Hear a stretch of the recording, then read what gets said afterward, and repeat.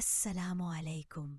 کبھی آپ نے سوچا ہے کہ جب رات گہری ہو اور ساری دنیا سانس روک کر خاموش ہو جائے تو اس وقت کیا ہوتا ہے؟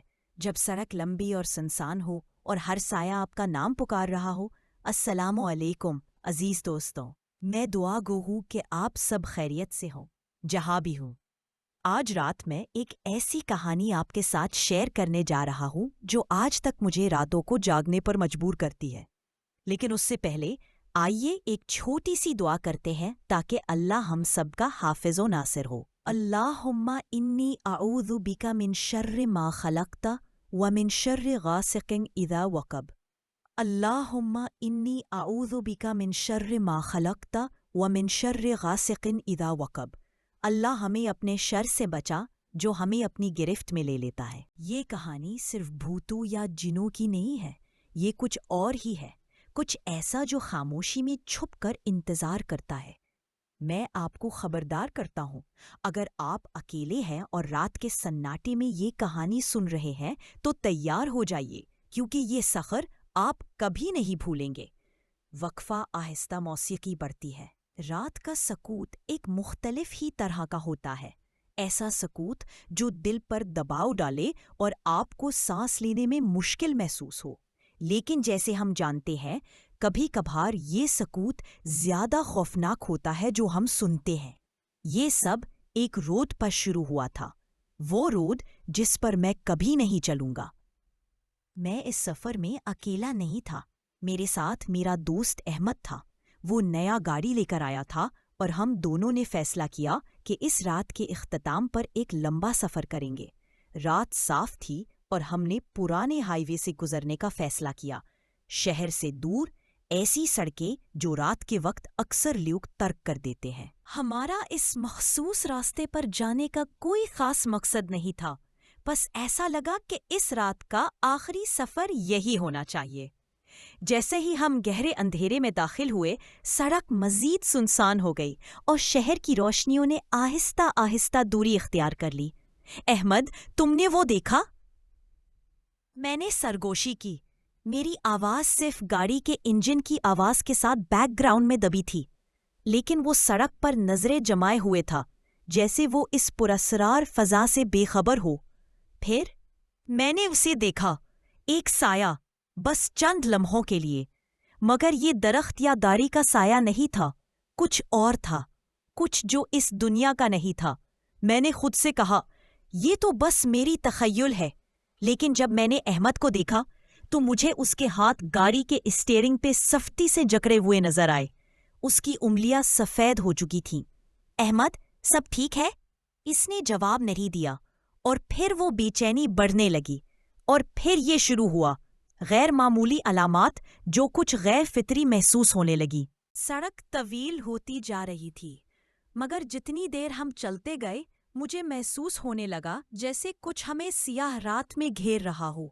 یہاں کوئی اور گاڑیاں نہیں تھی، نہ ہی کوئی گھر یا زندگی کا نشان تھا، صرف یہ گہرا دبا ہوا سکوت تھا جو ہماری ٹائروں کی آواز سے ٹوٹتا تھا۔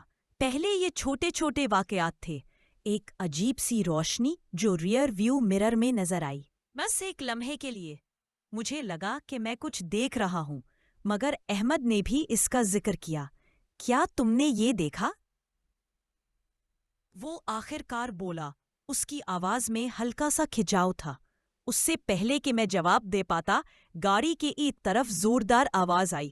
یہ وہ آواز نہیں تھی جیسے کسی گاڑی نے ہمیں ٹکرا دیا ہو، یہ جیسے کچھ نے ہماری گاڑی کے دروازے پر زور سے مارا ہو۔ ہم دونوں ساکت ہو گئے اور ہوا میں خوف کی ایک سیاہ لہر محسوس ہوئی۔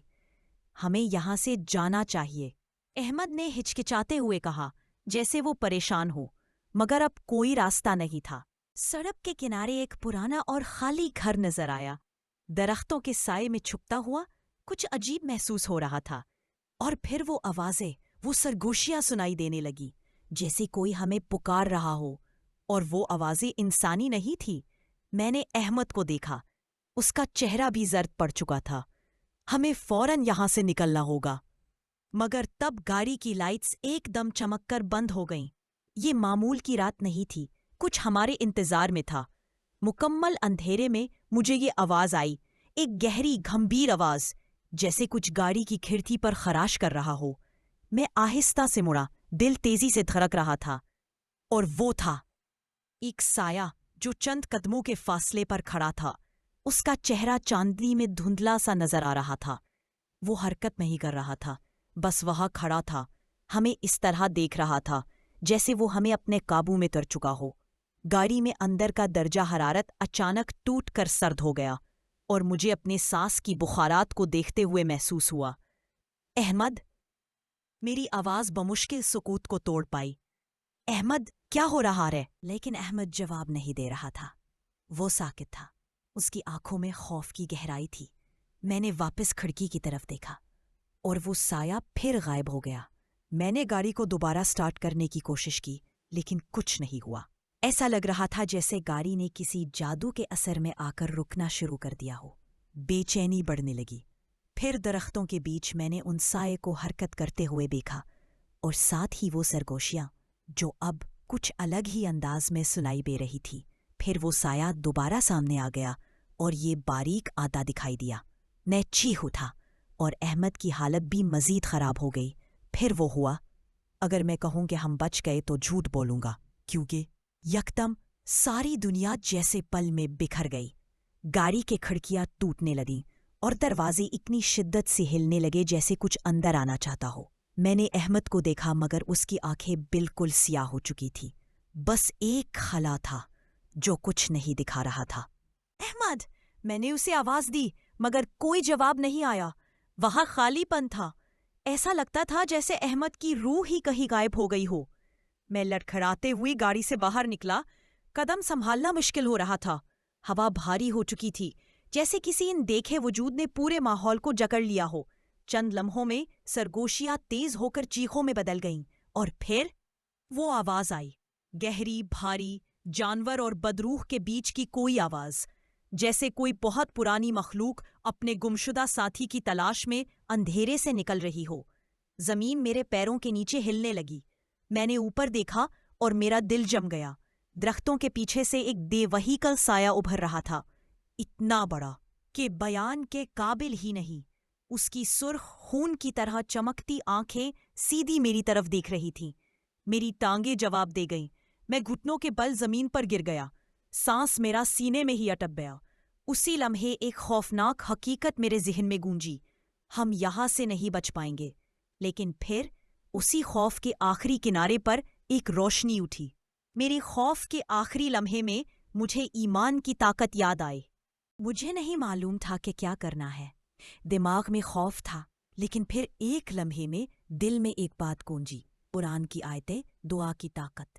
میں نے لرزتے ہوئے ہاتھوں سے وہ الفاظ دہرانا شروع کیے، اعوذ باللہ من الشیطان الرجیم، اعوذ باللہ من الشیطان الرجیم، اور آہستہ آہستہ وہ شکل غائب ہونے لگی۔ ہوا کی شدت کم ہو گئی، اور وہ سرگوشیاں رک گئیں۔ مگر ایک بات میں جان گیا، احمد کا کچھ نہ ہو سکتا تھا۔ وہ سڑک نے اسے اپنا بنا لیا تھا۔ میں اکیلا بچا تھا۔